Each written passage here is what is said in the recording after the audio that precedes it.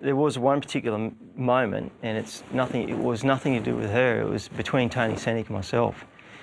It hasn't been spoken about. Only Tony and I basically would know about this. Monday night we met just to have a bit of a chat, about the journey and where we were going, and basically have a bit of a tidy up about how things were going to unfold the next day. And I just remember looking at Tony, and I get very goosebump about it now. I just put my hand on his shoulder and I said, you know what, Tony, I feel like we're on a runaway locomotive right now. I said, it can't be stopped. And he looked at me with a really strange glare, like, what the hell? Like, this is an early crow, this one. Early crow. So I said, mate, it can't be stopped. Even I can't stop this. We can't stop it. She'll win tomorrow. It's that powerful. And he just looked at me like, wow. Makybe Diva, a nation roars for a hero. When she hit the front and you just heard the crowd go crazy, and it just gave me goosebumps. Her turn of speed, there was just no lag time in it. It was instant. And from that point onwards, I just knew that there was no horse capable in the world at this point that could go with her when I unleashed the shackles. Makybe Diva clear with 100 metres to go. Excellent runs to second.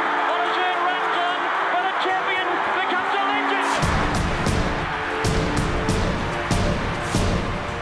I don't know of too many horses that made the front page of a major city daily as she did on the morning of the third Melbourne Cup. So that sort of summed it up for me how big the event was in the national psyche. Something about her in that last one, it was like it was meant to be, and she proved us right. My wildest dream did come true. It came true on that day, and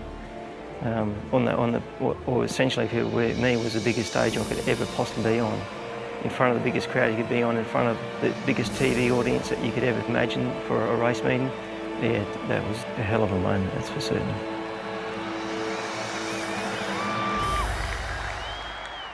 After the Cox Plate, Lee was with Makybe probably for half an hour or so to make sure she was right, because things weren't right.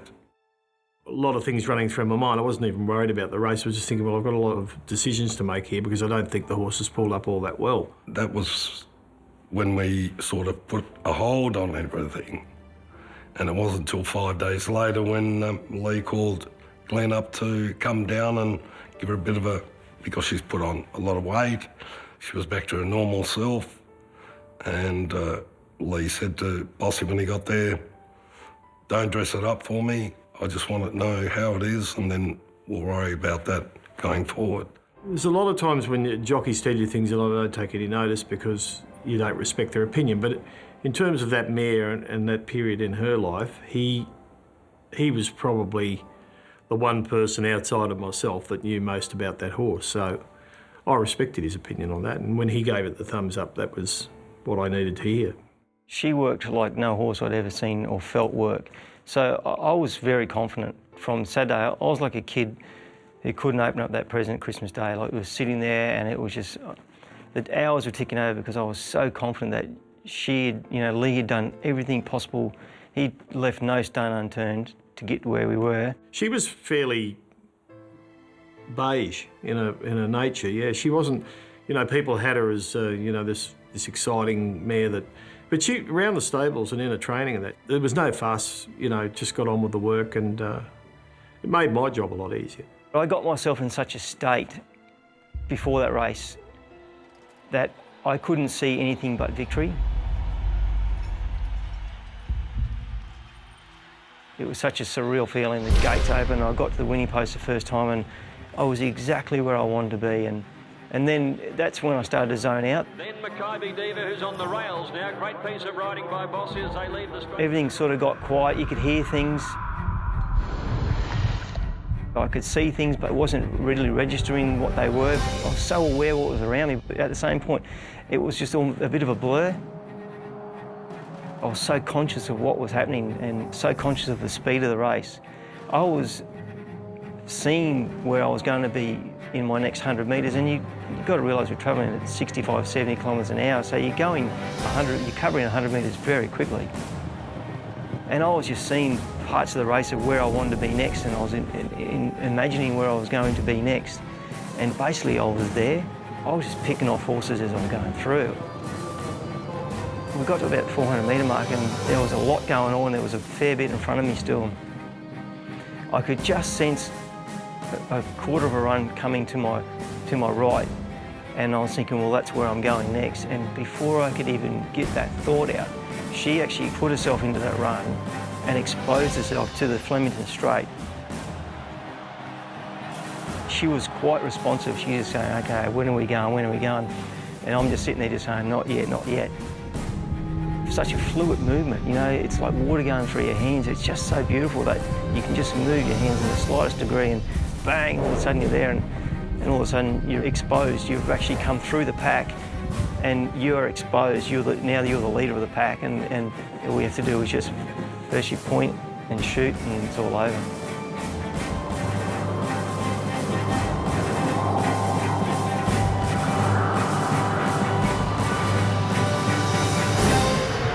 Go and find the smallest child on this course, because they will be an example of the only person here that will live long enough to see something like that again. I worked it out the night before, just in case.